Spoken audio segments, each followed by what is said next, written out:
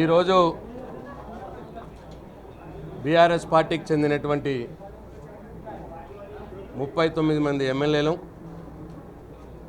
అట్లాగే బీఆర్ఎస్ పార్టీకి చెందినటువంటి ఎమ్మెల్సీలం అందరం కూడా గౌరవనీయులు స్పీకర్ గారిని ఒక 2-3 విషయాల మీద కలవడం జరిగింది. ముఖ్యంగా ఏంటంటే అసెంబ్లీలో లీడర్ ఆఫ్ అపోజిషన్ ఛాంబర్ ఏదైతే ఉన్నదో గత దశాబ్దాలుగా అనేక మంది ఎల్ఓపీలు వాడినటువంటి ఆ ఛాంబర్, అది లీడర్ ఆఫ్ అపోజిషన్ ఛాంబర్. అయితే అది స్పీకర్ గారి ఛాంబర్కి అనుగుణంగా అది వాడుకోదలుచుకొని మరి ఎల్ఓపి గారికి వేరేది సూటబుల్ ప్లేస్ ఇస్తామని చెప్పినారు. మరి ఎల్ఓపి గారు స్పీకర్ గారికి అవసరం వస్తే దాన్ని మనం అభ్యంతరం పెట్టకూడదు, అది వాడుకొని ఇవ్వనండి. కానీ ఎల్ఓపి అప్పుడు మేము చెప్పింది ఏంటంటే ఎల్ఓపి గారు కూడా సహృదయంతో ఒప్పుకున్నారు. స్పీకర్ గారి కోసం ఇప్పుడున్న ఎల్ఓపిని ఇవ్వడానికి కూడా ఒప్పుకున్నారు, ఎల్ఓపి ఆఫీస్ని ఇవ్వడానికి ఒప్పుకున్నారు కేసీఆర్ గారు. కానీ ఆ ప్లేస్ ఎంతైతే ఉందో అంత ప్లేసు వేరే దగ్గర అలాట్ చేయమని చెప్పి వారిని రిక్వెస్ట్ చేయడం జరిగింది. దానికి స్పీకర్ గారు కూడా ఒప్పుకున్నారు. కానీ ఇవాళ చూస్తే అసెంబ్లీలోకి రాగానే చూస్తే పాత ఎల్ఓపి ఆఫీస్కి తాళం వేసేసినారు. వారు కేటాయించినటువంటి కొత్త ఎల్ఓపి ఆఫీస్ ఒకటే ఒక రూమ్, మినిస్టర్ గారికి ఛాంబర్ ఏదైతే ఉంటుందో అసెంబ్లీలో ఆ ఒక్క రూమ్ ఎల్ఓపి గారికి ఇస్తామని చెప్పి ఎల్ఓపి గారు బోర్డు పెట్టడం జరిగింది. స్పీకర్ గారిని రిప్రజెంట్ చేసినాం, సార్ ఇది చాలా అన్యాయం,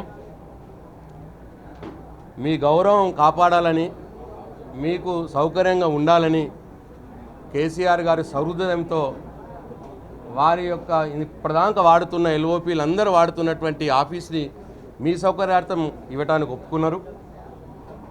కానీ దానికి బదులుగా మీరు వారికి అలాట్ చేసింది కేవలం ఒక రూము. అంటే ఇప్పటి మట్టుకున్నటువంటి ఎల్ఓపి ఆఫీస్లో 1/4 ప్లేస్ కూడా లేదు, అది 1/4 ప్లేస్ కూడా లేనటువంటి రూముని కేటాయించడం జరిగింది. 39 మంది ఎమ్మెల్యేలు మేము ఉన్నాం.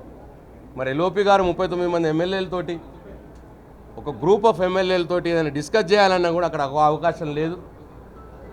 వారు మాకు చెప్పింది ఏంటంటే మేము వాళ్ళని రిక్వెస్ట్ చేసినాం, అక్కడ 3 రూమ్స్ ఉన్నాయి, ఆ 3 రూమ్స్ కలిపి రెనోవేట్ చేస్తే ఒక ఎల్ఓపి గారి ఆఫీస్ అవుద్ది అక్కడ. అది దాదాపు ఇంతకుముందు నా ఆఫీస్ కంటే కూడా తక్కువనే ఉంటుంది, ఆ 3 రూములు కలిపినా తక్కువనే ఉంటుంది. అయినా సరే అడ్జస్ట్ చేసుకుంటాం సార్, ఆ 3 రూములు ఇవ్వండి అని అడిగినాం. మరి చూస్తామని చెప్పినారు. ఎప్పటి నుంచో అంటే మేము ఉన్నప్పుడు కేవలం కాంగ్రెస్ పార్టీ వారు 5 సభ్యులు ఉన్నప్పుడు కూడా ఆ ఎల్ఓపి ఆఫీస్ను వాడుకోవడానికి వారికి అవకాశం ఇచ్చినాం. కానీ వాళ్ళ 39 మంది సభ్యులు ఉన్న బీఆర్ఎస్ పార్టీకి ఉన్నటువంటి ఎల్ఓపి ఆఫీస్ని అది తీసుకొని ఓకే తీసుకుంటున్నారు, నో ప్రాబ్లం. ఎంతైతే ఇంతకుముందు ఉండేనో అంత స్పేస్లో 1/4 కూడా లేదు ఇప్పుడు ఇచ్చింది. అంత డిగ్రేడ్ చేసి వాళ్ళు వ్యవహారం చేస్తూ ఉన్నారు. స్పీకర్ గారికి మేము రిక్వెస్ట్ చేసాం, సరే ఇది మంచిది కాదు, మీరు ప్రజాస్వామ్యంలో ప్రతిపక్ష నాయకుడు అసెంబ్లీ మట్టుకైతే సభానాయకుడు ఎంత గౌరవం ఉంటుందో ప్రతిపక్ష నాయకుడు కూడా అంతే గౌరవం ఉంటుంది. మరి వారికి అంత చిన్న రూమ్ ఇవ్వడం మంచిది కాదు. మరొక 3 మినిస్టర్ రూమ్స్ కలిపి రెనోవేట్ చేసి ఇవ్వండి అని చెప్పి రిక్వెస్ట్ చేసినాం. వారు చూస్తానని చెప్పినారు. నేను ఎల్ఏ గారికి కూడా రిక్వెస్ట్ చేస్తూ ఉన్నా, ముఖ్యమంత్రి గారికి కూడా రిక్వెస్ట్ చేస్తూ ఉన్నా, ఇది మంచి పద్ధతి కాదు. మీరు ఇట్లా ఎల్ఓపి ఆఫీస్ని తీసుకోవడం, దానికి మళ్ళీ ఎక్కడో ఒక దగ్గర ఒక చిన్న రూమును అలాట్ చేసి అక్కడ కూర్చోండి పొండి అనడం, అది చాలా అవమానకరంగా ఎల్ఓపి యొక్క స్టేటస్ని దిగజార్చే విధంగా. అసలు ఎల్ఓపి గారికి వారికి గౌరవం ఉంటుందే అసెంబ్లీలో, ఆ అసెంబ్లీలో వారు కూర్చోవడానికి సరిగ్గా గది ఇవ్వకపోతే ఇంకా ఎల్ఓపికి లీడర్ ఆఫ్ అపోజిషన్కి గౌరవం ఏముంటుంది. కాబట్టి ఆలోచించాలని చెప్పి నేను కోరుతా ఉన్నాను. అట్లనే రెండవది కూడా ఇవాళ ఎక్కడెక్కడైతే ప్రతిపక్ష పార్టీ ఎమ్మెల్యేలు గెలిచినారో, ఎక్కడెక్కడైతే మా బీఆర్ఎస్ పార్టీ ఎమ్మెల్యేలు గెలిచినారో ఆయా నియోజకవర్గాల్లో ప్రోటోకాల్ చాలా దారుణంగా ఉల్లంఘించబడతా ఉన్నది. చాలా దారుణంగా, ఎప్పుడు కూడా ఇట్లా జరగలేదు. ఎవరైతే కాంగ్రెస్ పార్టీ అభ్యర్థిగా పోటీ చేసి ఓడిపోయినారో వారే ఎమ్మెల్యేగా బిహేవ్ చేస్తూ ఉన్నారు నియోజకవర్గాల్లో. మరి మేమందరం కూడా ప్రజలతో ఎన్నుకోబడిన వాళ్ళం. అది అధికార పార్టీ ఎమ్మెల్యే అయినా ప్రతిపక్ష పార్టీ ఎమ్మెల్యే అయినా మా నియోజకవర్గాల్లో మేము మా ప్రజలతోటి మేము ఎన్నుకోబడిన వాళ్ళం. కాబట్టి ఎటువంటి ప్రోటోకాల్ ఉల్లంఘన కూడా జరగద్దు అని చెప్పి స్పీకర్ గారికి రిక్వెస్ట్ చేయడం జరిగింది. వారికి కొన్ని ఉదాహరణలు కూడా చెప్పినాం. ఇప్పుడు ఈరోజు ఈ సమయంలో కూడా సంగారెడ్డిలో మా చింత ప్రభాకర్ గారు ఇక్కడ వారు గౌరవ ఎమ్మెల్యే వారు ఇక్కడ హౌస్లో ఉంటే అక్కడనేమో ఇనాగ్రేషన్లు జరుగుతూ ఉన్నాయి. దుబ్బాకలో కూడా జరుగుతూ ఉన్నాయి. ఓడిపోయిన కాంగ్రెస్ బీఫామ్ తీసుకొని ఓడిపోయిన వ్యక్తులతోటి అక్కడ ఇనాగ్రేషన్లు చేపిస్తూ ఉన్నారు గవర్నమెంట్ ప్రోగ్రామ్స్. మినిస్టర్ గారు ఉంటే మాకేం అభ్యంతరం లేదు, మినిస్టర్ గారు ఎమ్మెల్యే గారు ఉంటారు. ఇవాళ ఒక పార్టీ నాయకులు పోయి, కాంగ్రెస్ పార్టీ నాయకులు పోయి మరి వాళ్ళ గవర్నమెంట్ ప్రోగ్రాంలలో వాళ్ళే ఉంటున్నారు. కళ్యాణ లక్ష్మి చెక్కులు సంగారెడ్డిలో మేము స్పీకర్ గారికి కంప్లైంట్ చేసినాం, ఫొటోస్ కూడా చూపించినాం. సంగారెడ్డి నియోజకవర్గంలో మా చింతా ప్రభాకర్ ఆరోగ్యం బాగాలేదు, మరి పక్షవాతం వచ్చి ఉన్నది.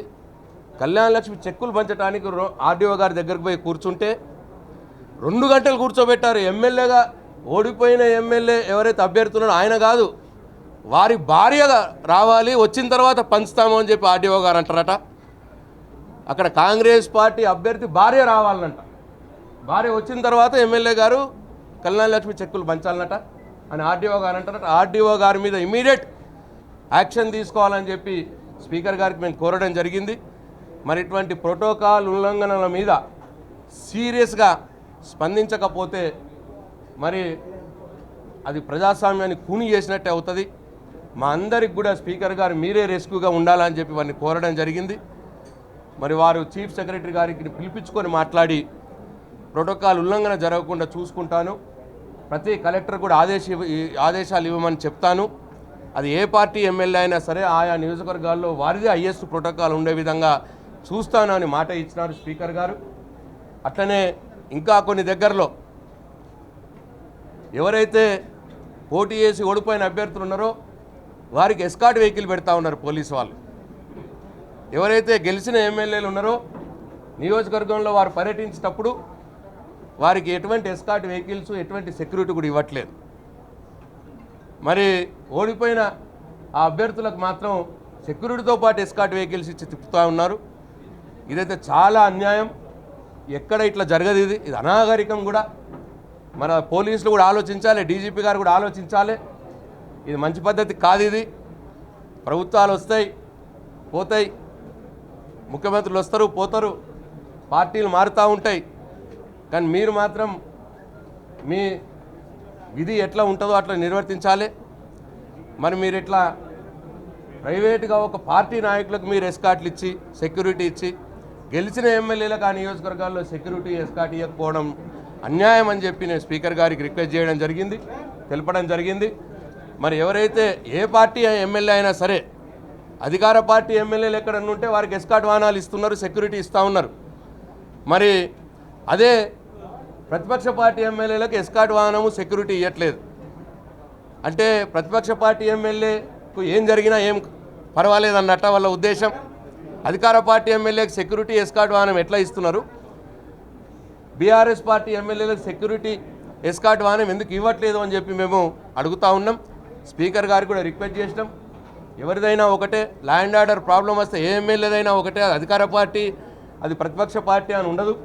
కాబట్టి ఎట్లయితే మీరు అధికార పార్టీ ఎమ్మెల్యేలకు ఆయా నియోజకవర్గాల్లో సెక్యూరిటీ ఎస్కాట్ ఎట్లయితే ఇస్తున్నారో అట్లా బీఆర్ఎస్ పార్టీ ఎమ్మెల్యేలకు కూడా ఇవ్వాలని చెప్పి స్పీకర్ గారిని కోరినాం. వారు డీజీపీ గారికి కూడా చెప్తానని చెప్పినారు. మరి ఈ 3 విషయాల్లో మరి తప్పకుండా స్పీకర్ గారు ఇంటర్వ్యూని అవుతానన్నారు. మరి చూస్తాం. మరి స్పీకర్ గారి మీద మాకు అపారమైన గౌరవం ఉన్నది. మరి ఎల్ఏ మినిస్టర్ గారు కూడా వారు కూడా దీని మీద దృష్టి సారించాలి. లేకపోతే డెఫినెట్గా మా పోరాటం ఉంటుంది. మా పంతా మేము మా పోరాట మరి దాన్ని ప్లాన్ చేసుకోవాల్సిన అవసరం వస్తుందని చెప్పి మనవి చేస్తూ ఉన్నా. తప్పకుండా ఎల్ఓపి గారి లీడర్ ఆఫ్ అపోజిషన్ గౌరవానికి తగ్గట్టుగా వారికి ఆఫీస్ ఇవ్వాలని చెప్పి కోరుతా ఉన్నాం మరొకసారి. అట్లనే ఇప్పటిదాకా ఎట్లనైతే ఎంత ఏరియా ఆఫీస్ అయితే ఉన్నదో ఇప్పుడు కూడా గంతే ఏరియా ఆఫీస్ ఇవ్వమంటున్నాం. మేము ఎక్కువ ఏం అడుగుతలేము. ఆ ఫెసిలిటీ ఇప్పటిదాకా ఎట్లా ఉందో గట్లనే ఇప్పుడు ఇవ్వమంటున్నాం లీడర్ ఆఫ్ అపోజిషన్ వారికి. అట్లనే గెలిచిన బీఆర్ఎస్ పార్టీ గెలిచినటువంటి ఎమ్మెల్యేల ప్రోటోకాల్ ఉల్లంఘన జరగకుండా చూడాలని చెప్పి స్పీకర్ గారిని కోరినాం. చీఫ్ సెక్రటరీ గారిని కూడా కోరుతా ఉన్నాం.